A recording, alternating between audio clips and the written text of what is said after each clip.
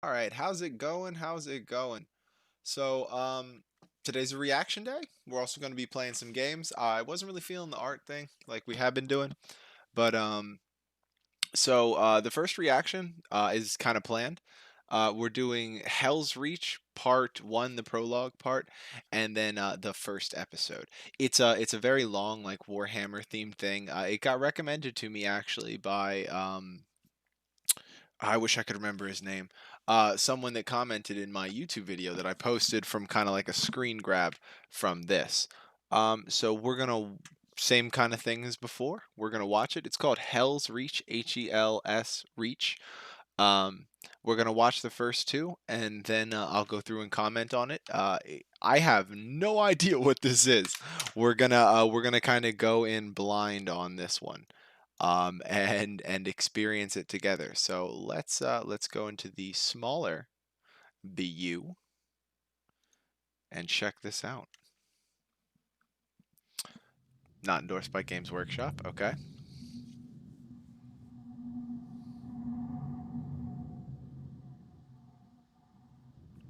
Very classic.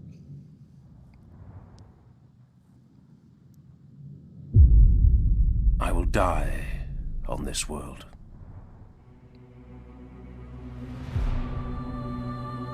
I cannot tell where this conviction comes from. Whatever birthed it is a mystery to me, and yet the thought clings like a virus, blooming Really behind my interesting eyes animation. and taking deep root within my mind. It almost feels real enough to spread corruption to the rest of my body, like a true sickness. It will happen soon, within the coming nights of blood and fire. I will draw my last breath, and when my brothers return to the stars, my ashes will be scattered over the priceless earth of this accursed world. Armageddon. Even the name twists my blood until burning oil beats through my veins. I feel anger now, hot and heavy, flowing through my heart and filtering into my limbs like boiling poison. My hands curl into fists. I am strong, born only to slay for the Emperor and the Imperium. I am pure, wearing the blackest of the black, trained to serve as a spiritual guide as well as a war leader. I am wrath incarnate, living only to kill until finally killed. You sound like a Karn berserker. I am a weapon in the eternal crusade to forge humanity's mastership with the stars. Its strength, purity, and wrath will not be enough. I will die on this world. I will die on Armageddon. Okay. That's the first one. It's really interesting that they say Armageddon because Armageddon is actually a name of one of the Warhammer 40K games. It's kind of interesting. It's like a all-out total war kind of game. So part two is a bit longer. I will say, just in this middle point before we get started, it's a very interesting animation style. Excuse me. I can't tell what they're using really. I think what they're doing is they're using like a 3D model and then using some sort of filter transposed on it. But I think you could get the same effect if you did it all drawn. I mean, it looks like it could be sketched, or maybe just done in like an After Effects kind of thing, where you've sketched more of a proper image and then you've gone through and added those filters. I'm not entirely sure though. Love the writing. Love the writing. The way that the guy sounds when he's like talking about it. It's very cool.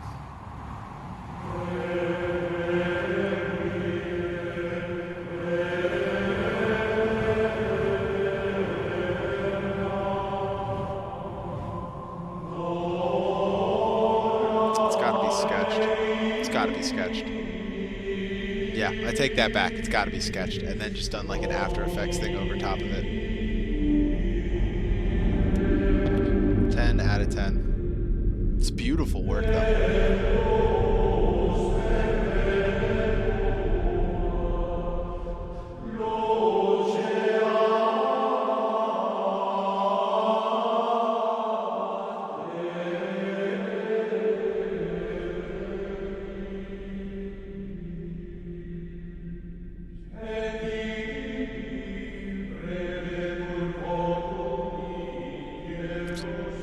All credit goes to this guy, Aaron Dembisky Bowden. Don't know who you are, man, but love your work. It's awesome looking. Really wish I knew more about your process. It's beautiful.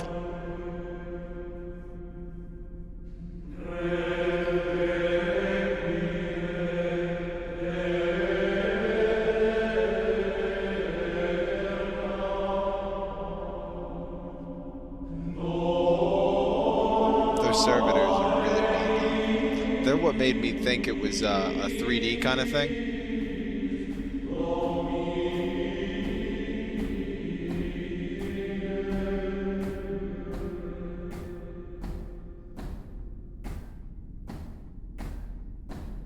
In the holiest chamber of our ancient flagship, I lower myself to one knee and bow my head, because this is what is asked of me.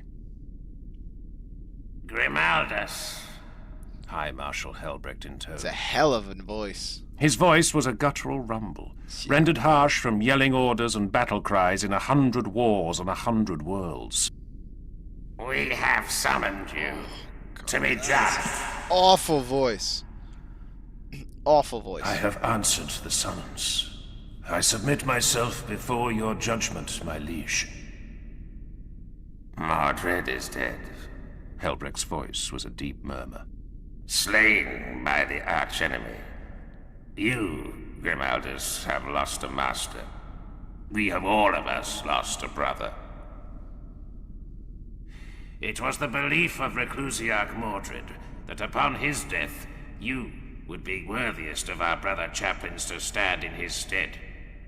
His final decree was that you, of all your brethren, would be the one to rise to the rank of Reclusiarch.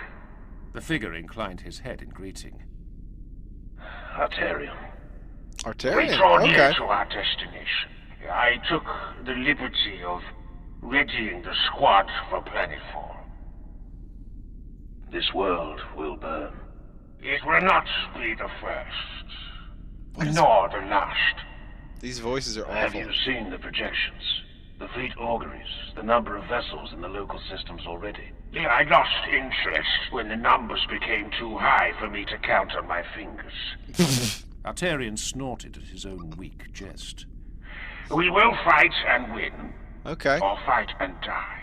All that ever changes is the color of the sky we fight under, and the shade of the blood on our blades. I feel like Arterion is one of the traitor Primarchs, though I may be wrong. I might be getting that mixed up with Mortarion, My brother's names are if that's how you pronounce it. Arterion, Priamus, Cador, Nerovar, and Bastilan.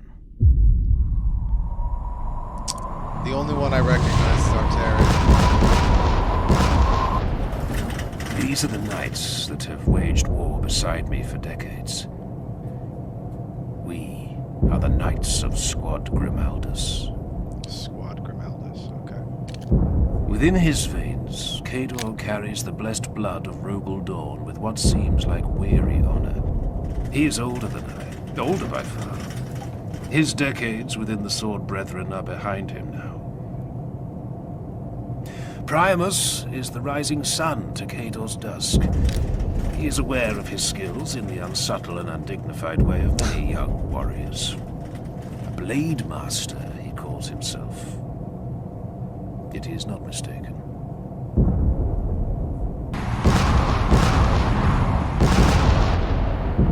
It's such a minimalist Arterion art is- style. Arterion. My shadow, just as I am his. It is rare among our number for any knight to lay aside personal glory, yet Arterion is the one who carries my banner into battle. Nerovar is the newest among us. The squad required the presence of an apothecary. In the trials, only Nerevar impressed the rest of us Someone with to his heal. quiet endurance. Bastilan is last. Bastilan, always the best and least of us all. A leader, sounds but familiar, not too. a commander. An inspiring presence, but not a strategist. Forever a sergeant, never fated to rise as a castellan or marshal. My brothers go through the same rituals of checking and rechecking. A curious sense of unease descends upon me.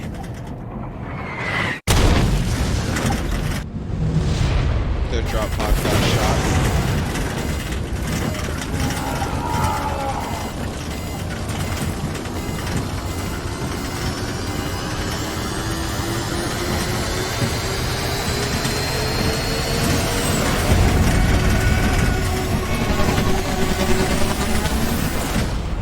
I have heard from Gerate and Lograine of the Sword Brethren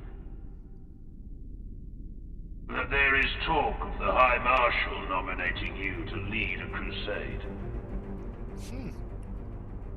I mean, that was kind of implied by the It is my previous scene. belief, not merely the wish of your voice. fallen master, that you should take the honor we offer you now. You have waged war at my side for 200 years, Grimaldus. Will you stand at my side as Reclusiarch of the Eternal Crusade? Promotion? Yes, my liege. Nice.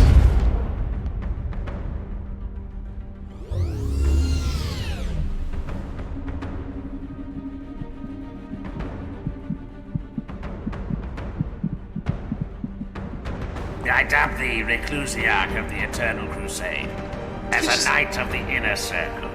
Let that be the last blow you receive unanswered. It will be so. I was about to say, you just nailed him. As it should be.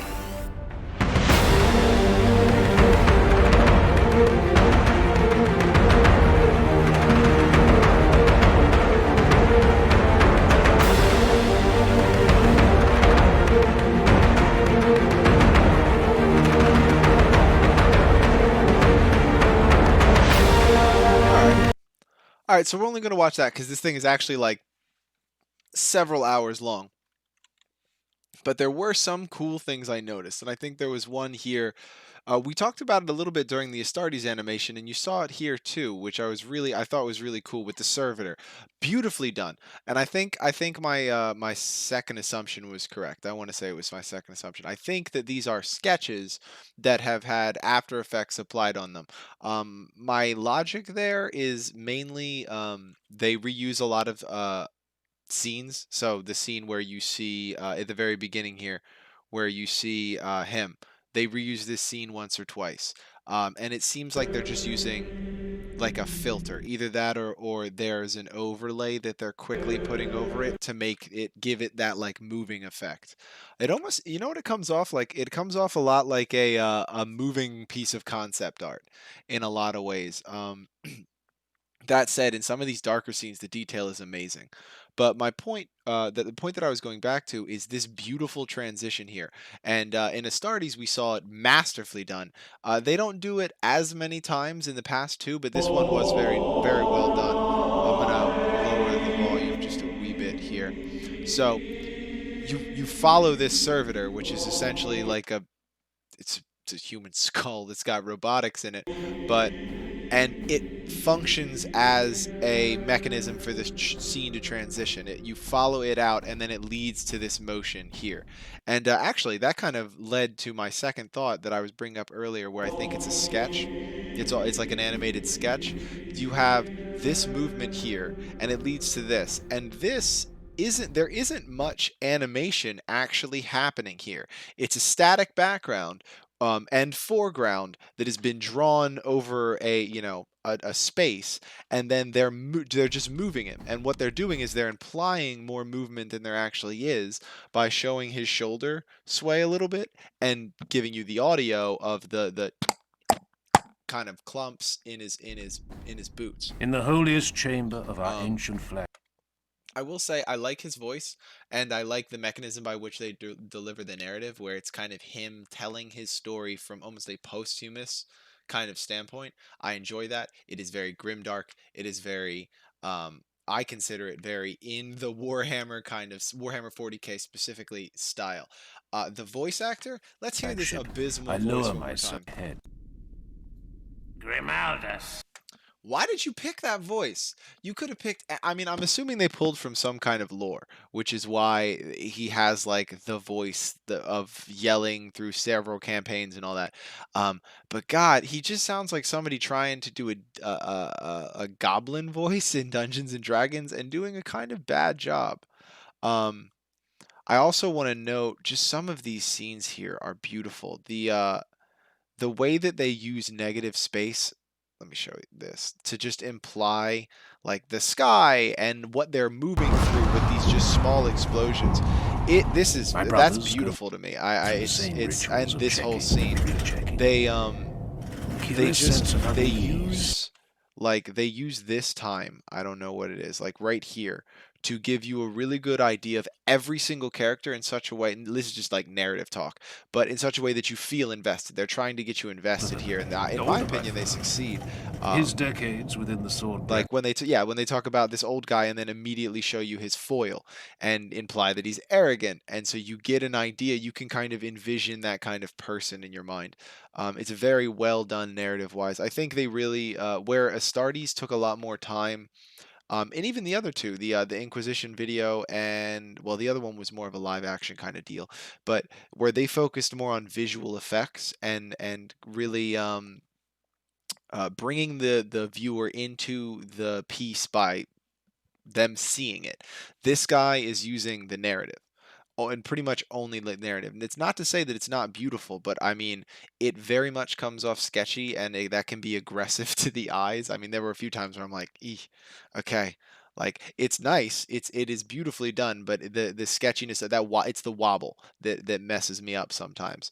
But he has a well crafted way of telling his story, a well crafted narrative, whatever, and that really drew me into this one a lot. Unfortunately, I wish I could give you more on the lore. I mean, these are clearly Space Marines. So he mentions in the first video here, he's where he's talking about being like an instrument of death, but also serving the Emperor. I kind of love this end scene where he walks out in his full, or where is it? Where is it? Where is it? Where is it? I'm not gonna find it. Um, but I found it very interesting. Where it's like I'm going to die here, and then he goes into this description, and the description makes him sound like a Khorne berserker, and a Khorne berserker is chaos, the antecedent to, you know, uh, the Imperium in this world. So, and then but in the beginning, he establishes himself very much as like a member of the Emperor. So I didn't expect it to be like I'm going to die. I expected it to be something like, you know, this is where my, I get corrupted, or it was going to tell a story to that end, especially with his whole like instrument of death. I mean, I guess the Space Marines could have that perspective, but I feel like just after being exposed to chaos and the warp and like understanding, which you'd assume they would, or at least you'd hope that they would have a generic understanding of the chaos gods, like the path that could lead down. But maybe I'm wrong. I mean, that kind of rage definitely does fuel Khorne, the like god of rage. But who knows? Um, so that's the end of the planned stuff. I wanted to do some Warhammer 40k stuff, but yeah, that's pretty much it for the Hell's Reach reacting bit.